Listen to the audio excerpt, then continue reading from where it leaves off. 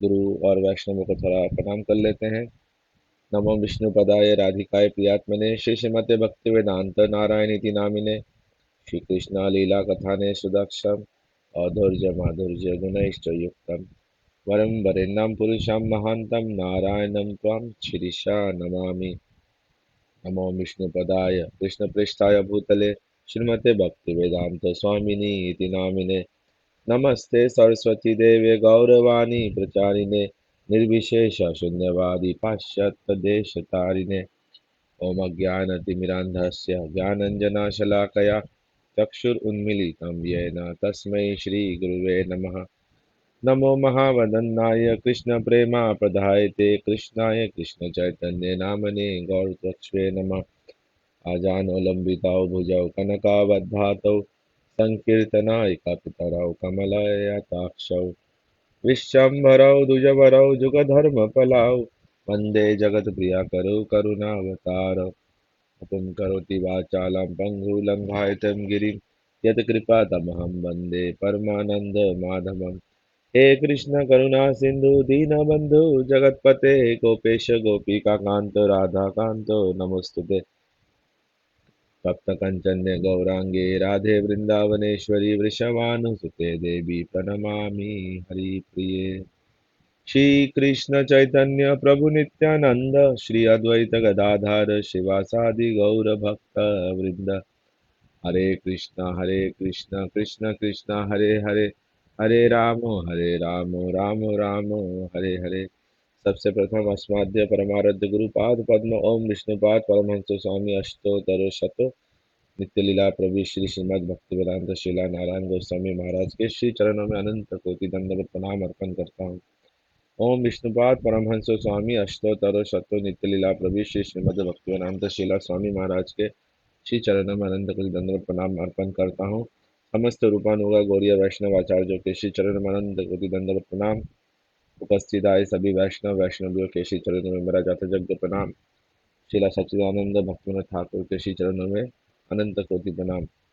तो हम लोग आज से जिस ग्रंथ का शुभारंभ करने जाएंगे वह है श्री भजन रहस्य, शिला भक्तिविनोद ठाकुर द्वारा रचित। और ये भजन रहस्य भक्तिविनोद ठाकुर ने एक ग्रंथ लिखा था हरि नाम चिंतामणि।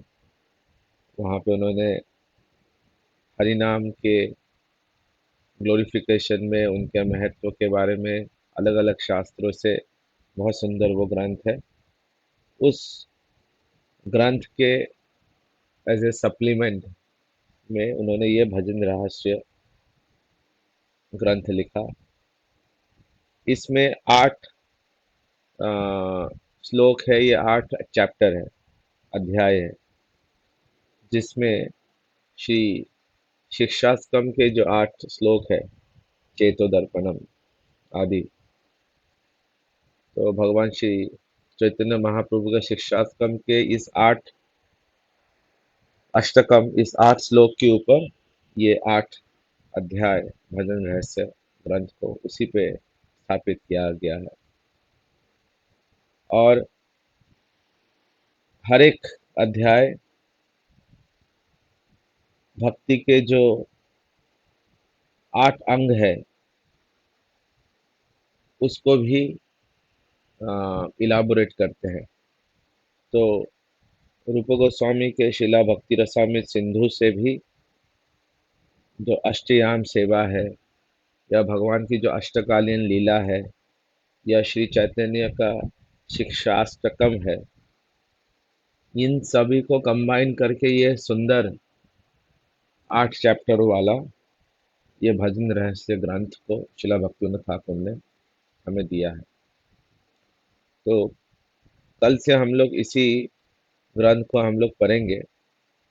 उसके आज हम लोग थोड़ा शिला भक्तिविनोद ठाकुर के जिन्होंने इस ग्रंथ को लिखा उनके बारे में संक्षिप्त में हम लोग चर्चा करेंगे कि वो कौन थे। उनको जैसे हम लोग जानते हैं कि वो सप्तम गोस्वामी बोलते हैं, क्योंकि गोस्वामी जो वृंदावन के 6 गोस्वामियों थे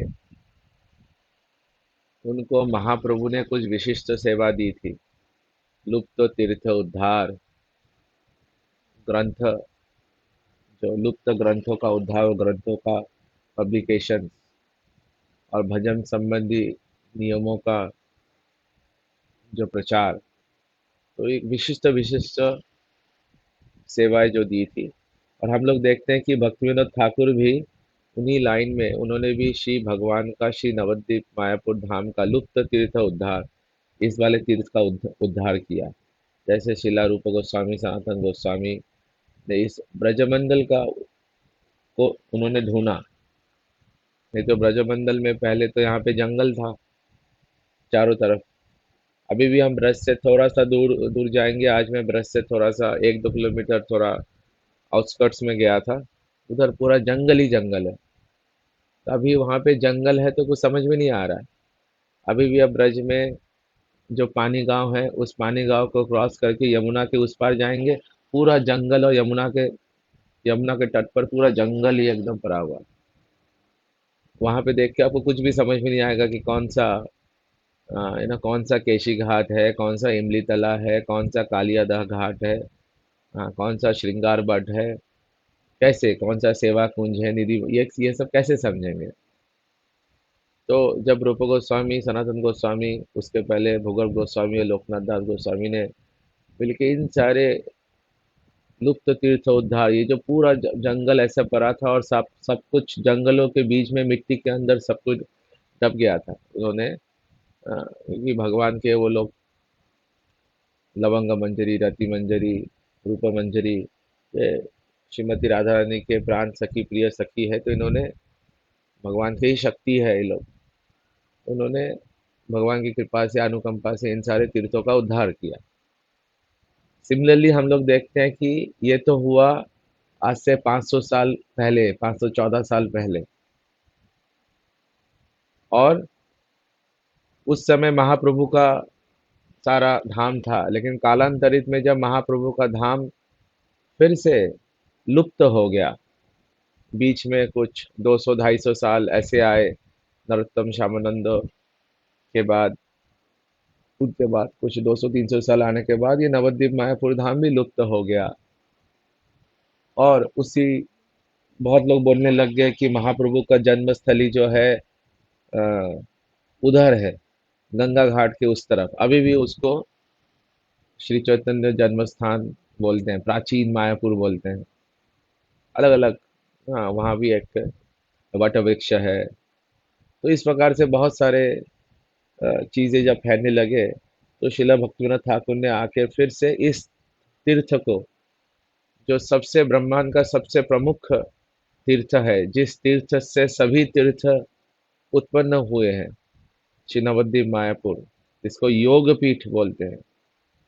पूरे ब्रह्मांड का केंद्र बिंदु है, वहीं से पूरा ब्रह्मांड प्रकट हुआ है। तो उस योग पीठ का उन्होंने श्री जगन्नाथ दास बाबा जी महाराज के कृपा से किस प्रकार से उसको लुप्त तीर्थ उद्धार किया, मैप्स लेके, पुराने मैप्स में लेके, और उस मैप्स को लाने के लिए भी वो लंदन तक, लंदन से उन मैप्स को बुलाया गया, और उस मैप्स को जोड़ के इस तरह से किया गया। उनके ब्रिटिश साम्राज्य के साथ बहुत अच्छे संबंध थे, तो उस संबंध को यूज करते हुए उन्होंने सारे मैप्स बुलाए। सारे ग्रंथों से, कृष्णदास कविराज गोस्वामी के चैतन्य चरितामृत भी उन्हीं मैप से उन्होंने लंदन के ब्रिटिश सेंट्रल म्यूजियम में चैतन्य चरितामृत का मैन्युस्क्रिप्ट रखा था। हमारे भारत में वो था ही नहीं। इस संसार का सबसे अमूल्य ग्रंथ अगर कुछ है, ये ऐसा मैं नहीं बोल रहा हूँ, ऐसा शिला भक्ति सिद्धांत सरस्वती ठाकुर प्रभुपाद बोलते हैं। समस्त गौड़िया वैष्णवों के फादर शिला भक्ति सिद्धांत सरस्वती गोस्वामी प्रभुपाद, वो बोलते हैं कि अगर सभी ग्रंथों को भी कोई बार आ जाए और सभी ग्रंथों को दुबाना पड़े और एक ग्रंथ मुझे रखना हो, तो वो ग्रंथ मैं रखूंगा श्री चैतन्य चरितामृत। क्योंकि उस चैतन्य चरितामृत में सब कुछ है, ए टू जेड, भक्ति के सारे तत्वों से लेके नित्यानंद तत्व, विष्णु तत्व, कृष्ण तत्व, चैतन्य तत्व, सभी जीव, जीव तत्व, सब सब सभी सभी तत्व ज्ञान से, रस ज्ञान से लेके टॉप मोस्ट प्रेम तक। अभी अभी कुछ दिनों पहले से मैंने तो सुना नहीं, हम लोग जो राय रामानंद संवाद पढ़ रहे थे, वो भी चैतन्य चरितामृत का ही अंश है, अंतलीला में। कल जो हमने कुछ दिन पहले जो रघुनाथ दास गोस्वामी का चीरा दही फेस्टिवल का हमने सुना, पानीहाटी का, वो भी चैतन्य चरितामृत से सुना। अनेकों ऐसे प्रसंग हैं। तो और सारे भक्ति कृष्ण के एकदम डीप, किस प्रकार से सभी रसों से आस्वादन करते हैं, सब कुछ चैतन्य चरितामृत में वर्णन है। शिला, सनातन शिक्षा, राय रामानंद शिक्षा, रघुनाथ दास गोस्वामी रूप शिक्षा, सभी उन सारे शिक्षाओं में पूरा भगवत गीता, पूरा उपनिषद, पूरा भागवतम सब कुछ कवर्ड है शिला चैतन्य चरितामृत में। तो ये जो अमूल्य ग्रंथ था, ये ब्रिटिश हम लोग नहीं जानते हैं। हम लोग तो बंगाल में, मैं जैसे मैं पला बड़ा हूँ बंगाल में हरि नाम कर रहे हैं, अच्छा कोई हरि नाम कर रहा है, हरे कृष्ण कर रहा है, उसको 1 रुपए भीख भीख दे दो। लेकिन उस समय के जो ब्रिटिश थे, वो इन चीजों को जानते थे। उन्होंने यहाँ से सब कुछ चुराया, जो अमूल्य अमूल्य चीजें थे। और इस चैतन्य चरितामृत के एक ही मैन्युस्क्रिप्ट्स थे, क्योंकि वो 250 साल में सब कुछ लुप्त हो गया। तो इन सारे मैन्युस्क्रिप्ट्स को लेके वो रॉयल ब्रिटिश म्यूजियम, वहां पे जाके उन्होंने चैतन्य चरितामृत को रख दिया। और वहां से शिला भक्तिविनोद ठाकुर उसको लेके आए, ब्रिटिश से लेटर लिख के, उनसे कोऑर्डिनेशन करके, बहुत करके, वहां से फिर उन ओरिजिनल मैन्युस्क्रिप्ट को लेके आए, फिर उसका ट्रांसलेशन किया, उसके कॉपीज बनाए। ऐसे फोटोकॉपी का मशीन तो था नहीं कि ऐसे फोटोकॉपी कर दिया हो गया, सब कुछ लिख लिख के। इस पर बहुत मेहनत किया हमारे भक्तिविनोद ठाकुर ने। और ऐसे बस एक ग्रंथ ग्रंथ नहीं, अनेकों ग्रंथ उन्होंने इस प्रकार से प्रकाशित किए। जो सारे ब्रिटिश इधर उधर सब चले गए थे, सारे ग्रंथ चले गए थे, सब भक्तिविनोद ठाकुर ने सभी ग्रंथों को इधर से, वो ऑथेंटिक है कि नहीं उसका उन्होंने देखा, क्योंकि उस समय उन सारे ग्रंथों के डुप्लीकेट कॉपीज भी बहुत सारे चल रहे हैं, पायरेटेड वर्जन्स। तो शिला भक्तिनाथ ठाकुर, हाँ, किस प्रकार से ऐसे मैजिस्ट्रेट होते हुए भी ये सारा उन्होंने ये इस प्रकार से किया। तो ये भक्तिविनोद ठाकुर का ये है। इनफैक्ट बहुत सारी चीजें जो हमारे शास्त्रों से, बहुत सारी चीजें हैं, ये हम लोग देखते हैं आज भी क्रिश्चियन धर्म में, जीविश धर्म में, इन सारे सनातन के इन सारे कॉन्सेप्ट्स को लिया जाता है। जैसे हमारे, मुझे मुझे आज ही ये पता चला, जीविश में एक जीविश कैलेंडर होता है। जैसे हमारे यहाँ पे 13 महीना होता है, जब अधिक मास जब होता है, हर बार नहीं होता है, कभी कभार वो अधिक मास आता है, और उस अधिक मास का व्रत व्रत किया किया जाता है। मल मास बोलते हैं, मल मास नहीं, वो अधिक मास। और उसको दामोदर मास, अधिक मास, इस तरह के बहुत सारे नाम हैं। 13 महीना होता है 12 महीने की जगह, आप लोगों को पता होगा। वैसे ज्यूस कल्चर में भी, ज्यूस ज्यूस कैलेंडर में भी 13 महीना होता है, जो कि कुछ सालों बाद बाद आता है, जैसे हमारे यहाँ भी होता है। बहुत सारे कॉन्सेप्ट्स है जो यहीं से लिए गए हैं। थोड़ा सा ऑफ टॉपिक हो गया। एनीवे, तो ये जो भजन रहस्य पुस्तक है, इसमें जैसे मैंने बताया, एक साधक के श्रद्धा को, जो एक नियोफाइट स्टेज में रहता है, एक साधक जो अंकुरित स्थिति में रहता है, वहां से लेके उसको एकदम प्रेम के स्थिति में वो साधक कैसे पहुंचेगा, उसके स्टेजेस किस प्रकार से बढ़ती है, ये सारे स्टेजेस को इस भजन रहस्य ग्रंथ में उसको उल्लेखित किया गया। जैसे बहुत लोग ये डिस्टिंग्विश नहीं कर पाते, या फिर इसको अलग अलग नहीं कर पाते कि अर्चन और भजन में क्या अंतर है। लोगों को लगता है कि अर्चन करना ही भजन है। अर्चन मतलब कि अब भगवान को धूप अगरबत्ती दिया आदि दिखा रहे हैं, क्या अर्चन ही भजन है? अर्चन भी, जो नवदा भक्ति में अर्चन भी है, लेकिन क्या अर्चन ही भजन है? अधिकतर लोग यही जानते हैं कि अर्चन ही भजन है, क्योंकि अर्चन जो होता है भगवान को भगवान को ऐश्वर्यपूर्ण भाव में होता है कि भगवान को मैं धूप दिखा रहा हूँ, दीप दिखा दिखा रहा हूँ। और भजन में प्रेम का संबंध है। तो इन सारे सूक्ष्म तत्व को भक्तिविनोद ठाकुर इस भजन रहस्य बुक में बहुत डिटेलली इसको वर्णन करते हैं। हाँ, अलग अलग साधक होते हैं जो निष्किंचन साधक है, जिनके पास कुछ नहीं है। जैसा शिला स्वामी महाराज एक बार बोलते हैं, मैं एक निष्किंचन ब्राह्मण हूँ, मेरे पास कुछ नहीं है।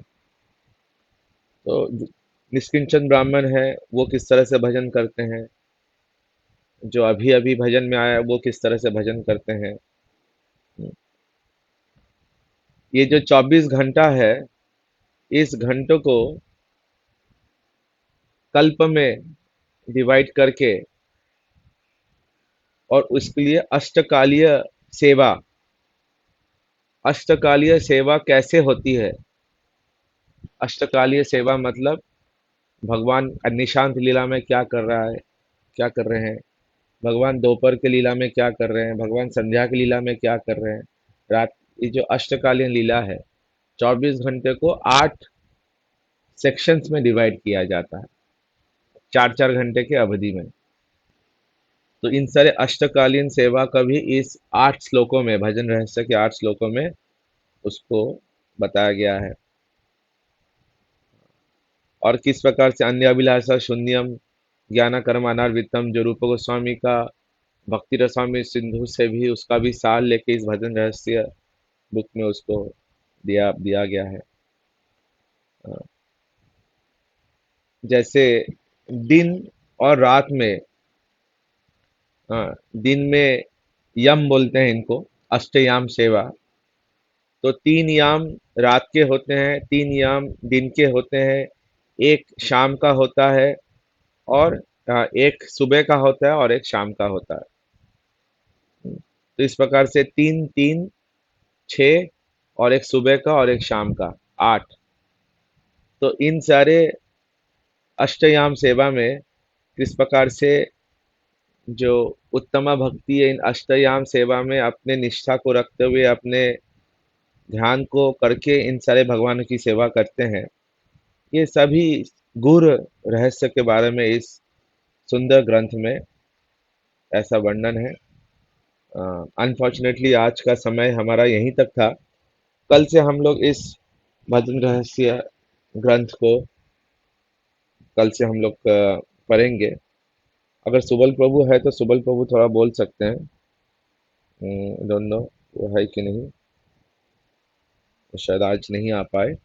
लेकिन कल हम लोग इस भजन रहस्य के पहले श्लोक से, जो कि शिक्षास्तम का पहला श्लोक है, अष्टयाम सेवा का भी या अष्टकालीन लीला का भी पहला श्लोक है, वहाँ से हम लोग शुरू शुरू करेंगे और इन सभी चीज़ों को लिंक करते हुए हम लोग आगे बढ़ेंगे। हमें पता नहीं ये संभव होगा कि नहीं, लेकिन देखते हैं। अगर भक्तिविनोद ठाकुर की कृपा होगी, कृष्ण की इच्छा होगी, तो हम लोग जिस प्रकार से हम लोगों ने मनस शिक्षा और उपदेशामृत श्रील रघुनाथ दास गोस्वामी एवं श्रील रूप गोस्वामी के कृपा से उन सारे ग्रंथों का भी हम लोगों ने अनुशीलन किया, एटलीस्ट हम लोगों ने उनको पढ़ने का साहस किया, थोड़ा बहुत हम लोगों ने जितना भी समझे, वैसे ही इस अमूल्य भजन रहस्य ग्रंथ का भी हम लोग कल से इसका अनुशीलन करेंगे। तो तब तक के लिए सबके चरणों में प्रणाम। निताई गौर प्रमानंदी। हरि हरि हरे बोल, हरे हरि बोल, हरे कृष्ण, हरे हरे बोल, हरे कृष्णा। हरि बोल। हरे कृष्ण।